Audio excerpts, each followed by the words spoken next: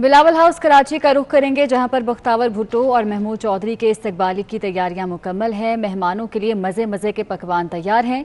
मज़ीद अहवाल जान लेते हैं। इक़्तिदार अनवर हमारे साथ मौजूद है। इक़्तिदार अनवर, बताइएगा कैसी गहमा गहमी है बिलावल हाउस में?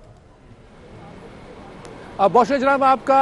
बिला आखिर वो मौका आ गया कि जब नौ बयाता जोड़ा बख्तावर भुट्टो जरदारी और महमूद चौधरी साहब के इस्तकबालिये का वक्त जो है वो आन पहुंचा है। कल से ही पूरी कौम को, मेहमानों को, सबको इंतज़ार था कि वो आज जाएंगे। आज खुशी की खबर ये है कि अब से कुछ देर बाद जो है ये इस्तकबालिया शुरू होगा। एक नहीं, दो नहीं, चार कैटरिंग कंपनियां हैं। एक लाहौर की कैटरिंग कंपनी है, एक और पंजाब के ज़िले की कैटरिंग कंपनी है, दो मजीद कराची की कंपनियां हैं। पकवान यहाँ पर तैयार किए गए हैं। आज सिर्फ इतना है कि थोड़ी सी एक्सेस हमें ज़्यादा दी गई है। अगर हमारे कैमरामैन वाहिद अगर आपको दिखाएं, मैं आगे से हटता हूँ कि सामने ये बिल्कुल ये सामने गेट आप देख सकते होंगे कि आज भी जो फॉर्मेट है वो भी लगता है कि गोल्डन कपड़ों का फॉर्मेट है। जिस तरह कल बख्तावर ने गोल्डन कपड़े पहने थे, आज जो दूर से हमें मालूम चलता है कि तमाम चीज़ें अंदर गोल्डन दिखाई दे रही हैं। लोग बहुत खुश हैं। मेहमानों की जो आमद है अब से थोड़ी देर बाद जो है वो शुरू हो जाएगी।